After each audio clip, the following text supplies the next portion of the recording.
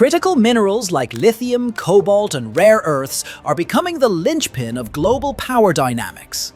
As the world accelerates toward clean energy, Africa's rich reserves have turned into the newest arena for strategic rivalry. India, China, Turkey, the US, and others are racing to secure supply, processing, and refining capacity. But beneath the investment headlines lie deeper questions. Who will control the infrastructure? Who will benefit locally? And what risks are we ignoring in the scramble?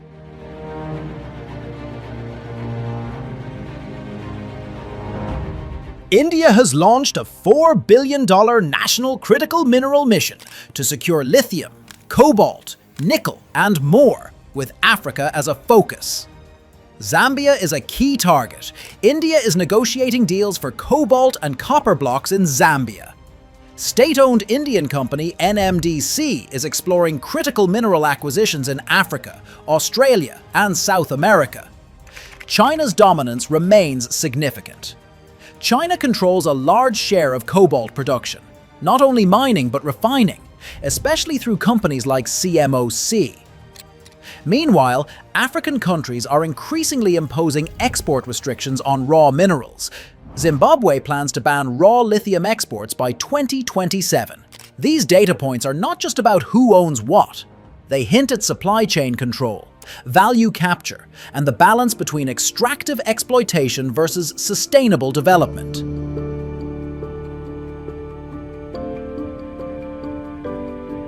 Africa has been providing raw materials to global powers for centuries. But critical minerals turn strategic only with the rise of batteries, electric vehicles, and decarbonization policies in the 2010s. China moved early, investing not just in mines but in refining, logistics, and trade routes under the Belt and Road framework. India is playing catch-up. Turkey has also increased engagement in Africa through infrastructure for minerals models, financing, and development partnerships. Meanwhile, African nations have for decades suffered from resource curse patterns, exporting raw materials at low margins, importing finished goods, and seeing most of the value lie elsewhere.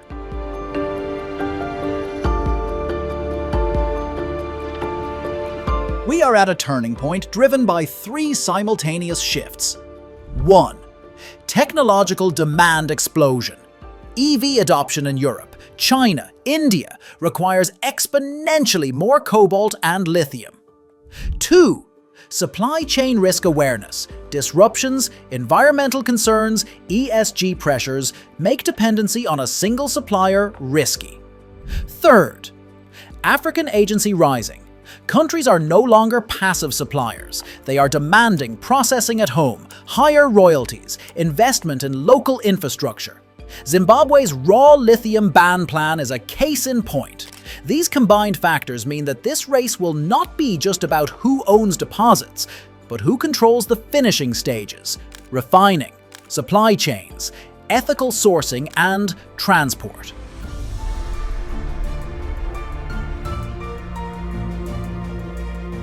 Let's break down forces at play across several dimensions. Geopolitics and strategic alignment. India is aligning with international partners, Japan, Australia, UAE, to diversify its critical mineral supply chains, reducing Chinese leverage. Turkey is exploring ties too. China is defending its dominance. Economic value capture. Raw material exports generate revenue, but refining and battery-grade processing deliver far more value. African states that insist on downstream capacity, refineries, factories, stand to gain far more. Zimbabwe's move to ban raw lithium exports represents that strategy. Environmental and social governance. Critical minerals come with environmental, labor, and community risks. Mining in Congo or Zambia often involves regulatory uncertainties, governance concerns, and potential for human rights abuses. Corporations and nations that ignore ESG risk reputational damage and supply chain disruptions. Investment and capital risk. Mines need infrastructure, roads, power, ports, and stable policy frameworks. Political risk in Africa is real. Investors demand risk premium. Without sustained foreign direct investment flows, projects stall. Technological bottlenecks. Extraction is only one part. Refining, battery chemistry, supply chain logistics are complex.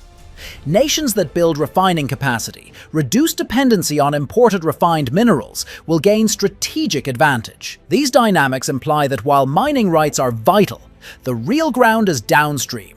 Who builds the factories? Who processes? Who ensures ethically sourced, sustainable supply?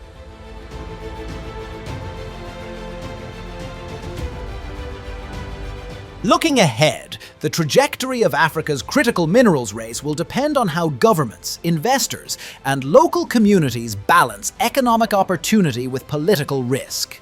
4 distinct scenarios emerge. Baseline scenario: Indian, Chinese, and Turkish investments increase. African countries moderate export bans, but take tentative steps in local processing. Supply chains become more diversified, but heavy refining remains concentrated in Asia. Pricing pressures persist. Small countries become suppliers, but not value capturers fully. Stress scenario: politically unstable jurisdictions disrupt mining operations or reverse contracts. Global demand outpaces supply, leading to price surges. Environmental backlash and ESG concerns hit some projects. Resource nationalism spikes. Countries like Zambia or Democratic Republic of Congo may impose stricter regulations or renegotiate terms, leading to tension with foreign investors. Reform scenario: comprehensive frameworks for ethical mining, local value addition, foreign direct investment with guarantees, infrastructure development. Africa becomes a hub for battery component manufacturing, not just extraction. Partnerships deepen, and the balance of power shifts. Some African countries rise as regional industrial powers. Wild card scenario: conflict, climate disruption, or global trade wars interrupt supply. A move away from electric vehicle subsidies combined with fallback to older technologies reduces demand.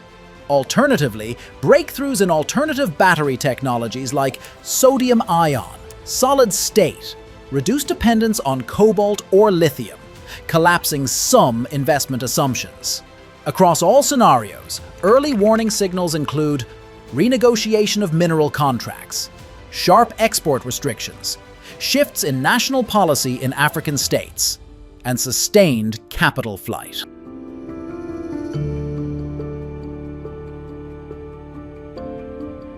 Even if all goes well, there are inherent structural risks.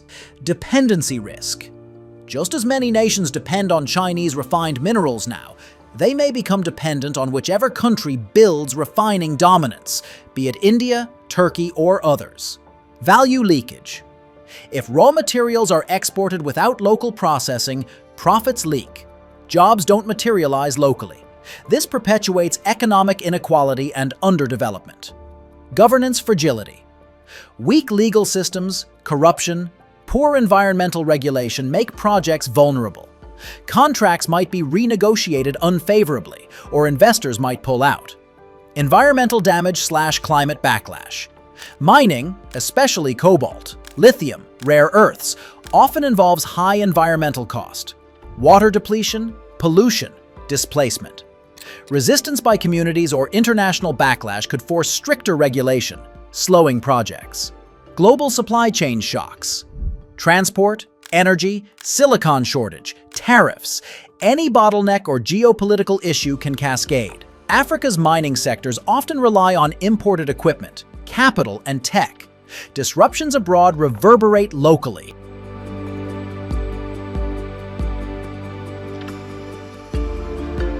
The global race for Africa's minerals is not just about resources, it's about control.